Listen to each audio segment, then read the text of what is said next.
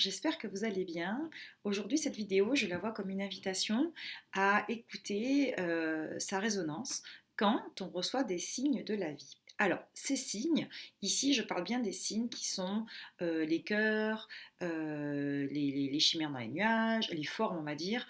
Ça va être aussi les chiffres, que c'est quand même assez courant et très, très répandu. Ça va être les plumes, ça va être plein de petites choses qui vont venir parsemer, qui sont parsemées sur notre chemin et que l'on va percevoir souvent grâce à de la répétition qui fait qu'on va y accorder de l'importance et de l'attention hein, et qu'on va le voir parce que l'intérêt c'est de ne pas passer à côté. Voilà. Alors forcément, la vie nous fait don de quelque chose à ce moment-là. Et souvent, ce que j'observe, c'est qu'on a le premier réflexe d'aller chercher absolument la symbolique. Qu'est-ce que ça veut dire? Ce qui est normal, puisqu'on a besoin de comprendre ce que la vie veut nous dire et nous transmettre comme message grâce, effectivement, à ces petits signes extérieurs. Et qui sont souvent très répétitifs pour certains. Alors, l'exercice ici et l'invitation, c'est que du coup, quand on va chercher à l'extérieur absolument une symbolique pour comprendre ce que la vie veut nous dire, ben on oublie, en fait, pour moi, on passe un peu à côté. Parce que finalement, ce que la vie nous donne à ce moment-là, on le reçoit en le vivant.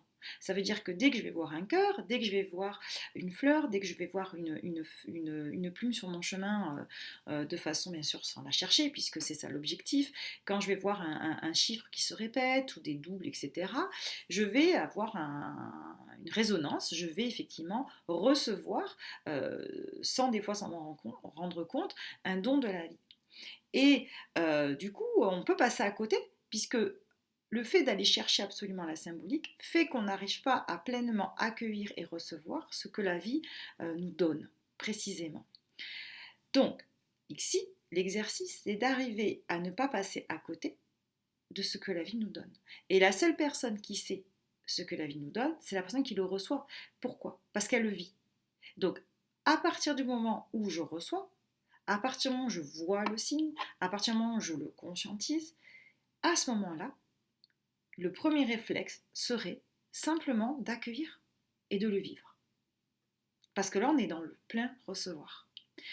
Et on va souvent observer qu'en le faisant, c'est tellement simple, c'est tellement évident qu'on reçoit souvent, on reçoit son soutien en fait, on reçoit son amour. Alors bien sûr, quand on fait l'exercice, on se rend compte que c'est tellement évident et simple qu'on peut avoir même du mal à accepter cette simplicité-là.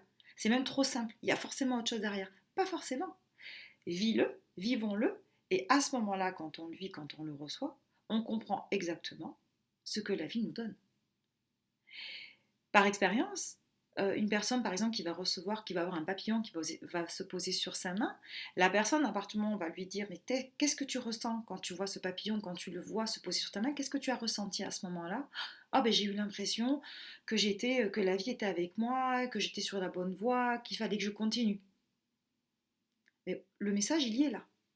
Ça veut dire que aller chercher la symbolique du papillon qui se pose, etc., je suis d'accord. Mais au-delà de ça, le message de la vie à travers ce papillon, il est dans le ressenti.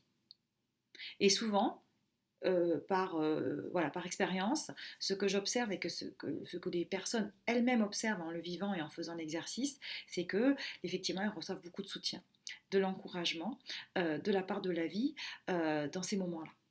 Voilà. Donc, je voulais juste vous inviter à essayer, en tout cas, quand vous voyez ou quand vous recevez des signes de la vie, vous recevez un don de la vie à ce moment-là. Et pour savoir ce que ça veut dire et ce que c'est exactement, prendre le temps de le recevoir, d'aller chercher effectivement sa perception, son ressenti. Et à ce moment-là, on sait exactement ce que ça veut dire pour nous. Voilà. Je vous souhaite une excellente journée. Je vous dis à très bientôt. Au plaisir.